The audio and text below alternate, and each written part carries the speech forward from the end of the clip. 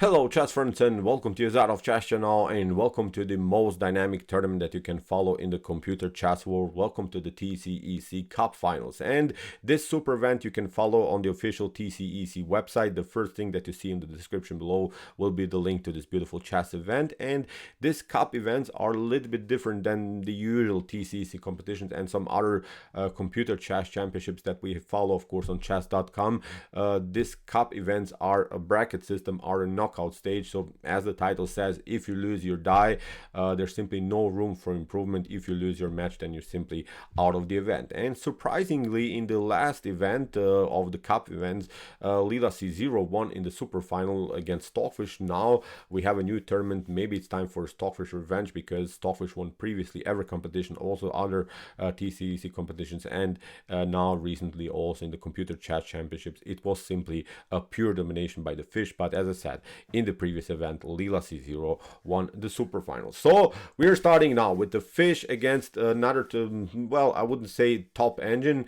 It's, I think, a low rated engine, Smallbrain. Its rating is 3,330 rating points. Look at Stockfish ratings. It's almost 3,700 rating points in rapid chess. So this event is 30 minutes on the clock plus 3 seconds increment per move. It's a faster time format. It's of course not classic time format chess. It's a dynamic tournament where many things can happen. So let's check out now this game. Pay good attention, put your seatbelts on. Immortal tactics. You'll see here again, brutal game here, played by these two top engines. So in my opinion, really so far the best game from this event for sure. So with the white pieces, the fish opened with the move d4. The Smallbrain engine was forced to play now a very dubious move a6, but don't worry, the game would transpose now into normal lines of the French defense, because after move e4 and e6 we have now the so-called St. George defense. But now after move knight to f3, d5, knight to c3, knight to f6 and e5, knight to d7,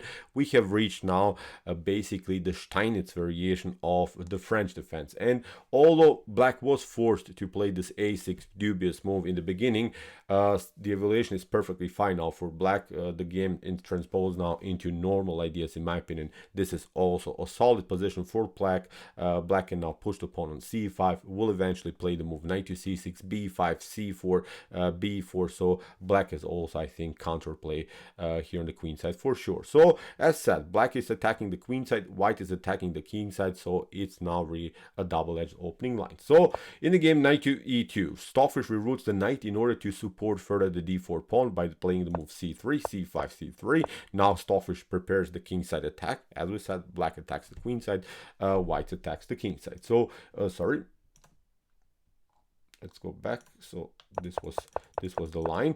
So Stockfish, as we said, played the move g3, h4. We have a5, h4. We have a4, also by the Smallbrain engine, simply continuing to push here on the queen side. Very aggressive play also by black. And now bishop to h3. Stockfish is already with this move, I think, announcing possible tactics. You see, when Stockfish is playing a move, I'm always scared what kind of a thing could happen, because when I watched now this move bishop to h3, I immediately thought probably something is going to happen around the square e6. So maybe bishop takes e6 or knight to f4, then a knight to e6, so similar stuff. But it's I think a strange move, because usually you play, of course, bishop to g2 when you play the fianchetto. Very interesting idea already by the fish. Bishop to e7, knight to f4, king side castling, and now Stockfish spiced it up immediately with the move knight to g5. Stockfish stays with the king in the center and plays now a very aggressive move, with the idea, as we said, to maybe play knight takes e6 and then follow with the knight from f to e6 or bishop to e6, queen to h5. So already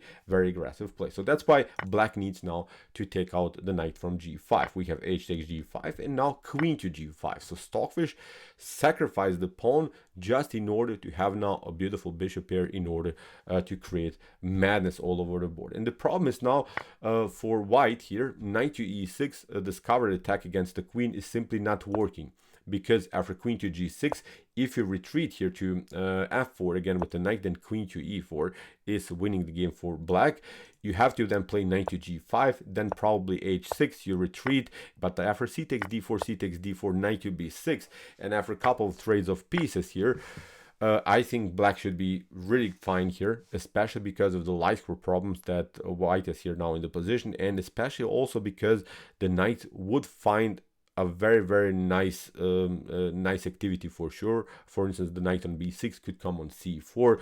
I imagine maybe the knight on e7, this knight from c6 would come to e7, maybe knight to f5. This would be sort of a maneuver of this knight. So in my opinion, the knight will be perfectly fine here. Maybe even a slightly better position for black. Maybe in human chess this would be for sure playable for black. So as I said, after move queen to g5, no discoveries are possible. That's not the most important thing here to say. So here bishop to g2, Stockfish retreats, c takes d4, c takes d4. Now queen to e7. You have to play it now, because now this whole concept, you see, if you play something like, I don't know, a3, then knight to e6 is again working, because after knight to f4 you don't have this maneuver that we have seen previously with queen to e4. So that's why after c takes d4, Smallbrain retreats here to e7, and now queen to h5 by the fish, immediately threatening a checkmate. So we have now the move h6, and now put your seatbelts on. As I said, look what the fish is doing now. Really incredible, really brutal.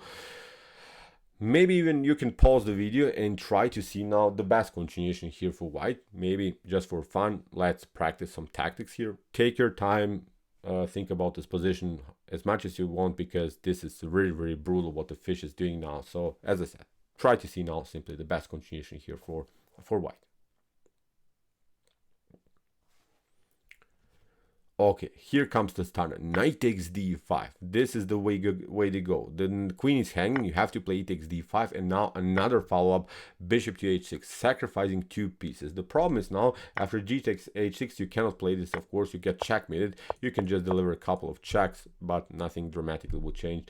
You're going to get checkmated in the next couple moves. So after move bishop to h6, now knight to f6 was played by the Smallbrain engine, now forcing the queen to retreat. Queen to h4 comes now, and now knight to e4. Here the Smallbrain engine is trying to simplify the game by trading off the queens. But of course, bishop to g5, if you pick up the bishop, then you get checkmated again. Now comes f6, and now a beautiful move here by the fish, bishop to e4, simply getting rid of the key defender now. And black doesn't have so many great chances here, because if you play d takes e4 here, then the issue is you get queen to h7, and now if you play king to f7 here, now comes the stunning e takes f6. The problem is now, of course, you cannot pick up the pawn with the pawn. You have to retreat with the queen. Maybe you can play queen to d6, or you can play, of course, queen to b4, delivering a check. But again, we cover ourselves, and now after something like queen to d6, now the stunning move would be rook to h6. Look at this, really wild stuff. For instance, you play something like bishop to g4 to include maybe new defenders into the game, but it's not working. Queen to g6, and now f takes g7 comes with the check, so the game is over here for black for sure. So see, very beautiful tactics. Even after bishop to e4 that Stockfish plays, even if you play f takes g5 here, then the issue is here queen to h7, then again a new check, and now comes a beautiful decoy the king to the square h8, and now queen to h7 is an amazing checkmate. So see, after move bishop to e4, you cannot pick up the bishop. That's the issue here. You have to play now knight to e5, sacrificing simply the piece back, because after queen to h7 and king to f7, here you don't have access anymore to the g6 square. You can maybe just play perpetual. So that's why here first bishop to h7 played by the fish, king to f7. Now Stockfish simply took d takes e5, and now f takes g5, simply also taking on the bishop. Queen to e5, it's not so good, because queen to e3 solves every position problem. You cannot even push the pawn on d4 so far. Bishop and queen are covering this square, so you'll not get your piece back in this tactical sequence. So after d takes e5, as we said, f takes g5, now queen to h5, king to e6, and now rook to c1, simply including the last piece into the attack. Really principled play here by the fish. So bishop to d7, f4. Beautiful move. If you play g takes f4, this wouldn't be good, because here after king to d1 and something like f3, you're trying maybe to keep somehow the files locked. Then queen to g4 decoys again the king towards the center. Now, for instance, in this one of the possible sequences, rook to e1 is simply winning the game. So it's not working. So f4, you have to place now bishop to c6 in order to regroup, in order to keep the position compact. But now Stockfish plays another check after queen to h5. Now comes again a new check, and here after move rook to h5, king to e8. Now Stockfish said, I had enough fun here. Now I'm trying to simplify the game. I'm trying now to trade off the queens, which is perfectly fine when you think about it. Tara, queen to g5, rook to g5. Stockfish kept here a healthy structure. Really strong connected pawns now here on the king side. Has also the clear object of the pawn on g7. Is also up in material, which is also very important here to say, is up a pawn, has a more secure king, so many elements that are very good here for white. So although it seems so that a trade of queens would also simplify the game for black, but actually here it's perfectly fine to do it, because now from this point on Stockfish has, I think, a completely winning endgame here. So king to f7, now bishop delivers a check, king drops back, again an attack against the pawn, you have to defend it, and now Stockfish plays freely with the king, has a clear path, a king to e3, king to d4, because this pawn chain is simply creating this beautiful shield here on the king side. So rook to a6, now f5 is even a possible move, simply restriction ideas here, not allowing some counterplay by black. We have king to f8, rook to c5, and now Stockfish, as promised, simply includes further the king into the game.